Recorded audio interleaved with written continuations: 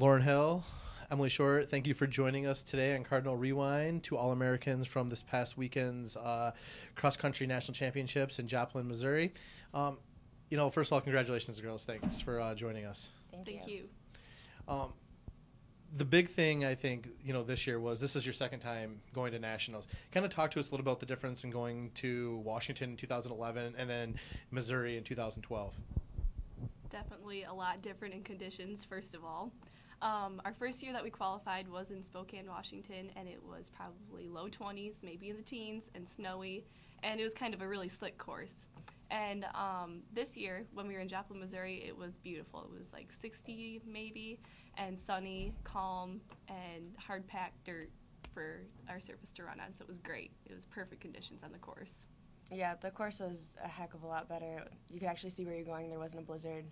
I think it helped, too, kind of having that experience of already being there before, and we had both run in the national meet last year, so we kind of had that experience, which the rest of our team didn't, so it kind of made it a little easier to tell them what to expect and not to make it out bigger than it is. And it's just a race. It's a 6K, so I think that kind of helped having a little bit of experience already at that level.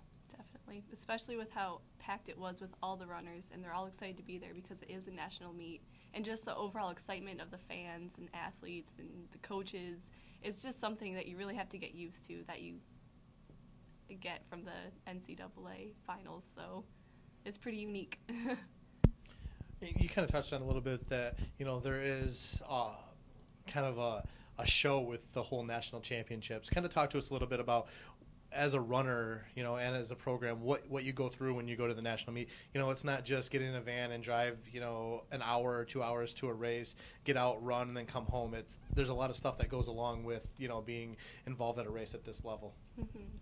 Yeah, so most of our meets are pretty close to home. We usually get up the morning of the meet, get in a van and drive, and then you race and you come home. But for the national meet, we left, I think, 2 days before the meet at 3:30 in the morning, drove to Flint, got on a plane, flew out to Missouri, which, a couple of the girls had never been on a plane before, so that's kind of a big hype in itself. Mm-hmm. And then you get to the meet, and instead of just showing up, lacing up your shoes, and getting on the course, we were in a parade this year, and then Listen to some drums. Yeah, we heard some drums. We heard an Olympic-level speaker come and kind of give us a little pep talk before the race, and then you have team meetings, team meals, and you're just kind of out of your element because it's not a comfortable, normal environment. Mm-hmm. So you kind of get thrown off a little bit, and I think some people have a harder time adjusting to that than others.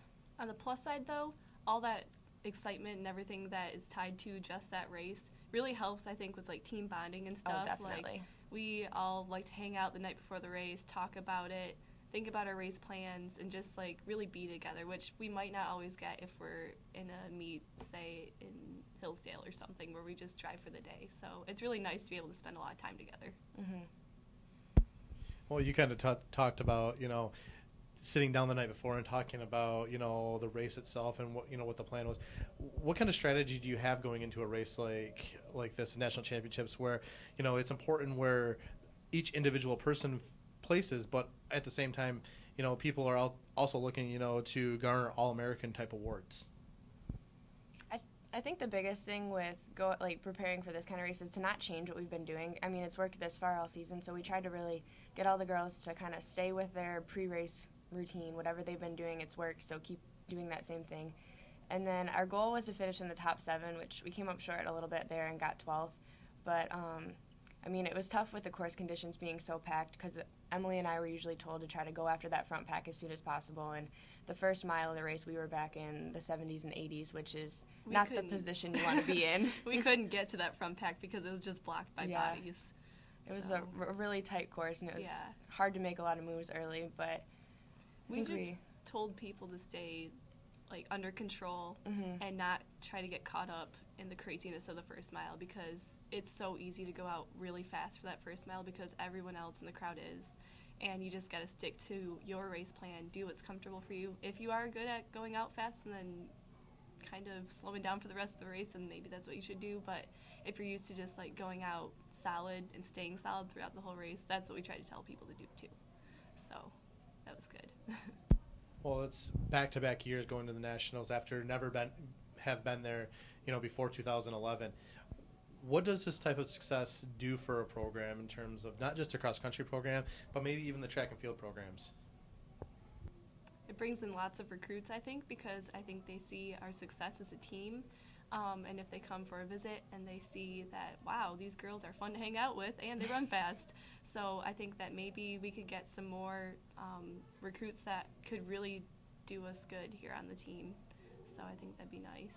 Yeah, I think it also gives us a lot of momentum going into the indoor season. We have a pretty young team on both sides, so it's going to take a lot of leadership from the upperclassmen. I think having had that experience and them seeing the success of the young team is going to help us build going into the indoor and adding the sprinters and the field events into it. And I think we can do pretty well at the GLIAC Championships, both indoor and outdoor. Yeah, I think we're definitely on a high note right now with the end of cross country season going into track. And I think that's just going to carry over, and we're going to have some awesome indoor and outdoor track seasons. For sure. So, Lauren, Emily, thank you for joining us. Congratulations once again on your All-American Awards, and we look forward to seeing you in the indoor season. Thank you. Thank you.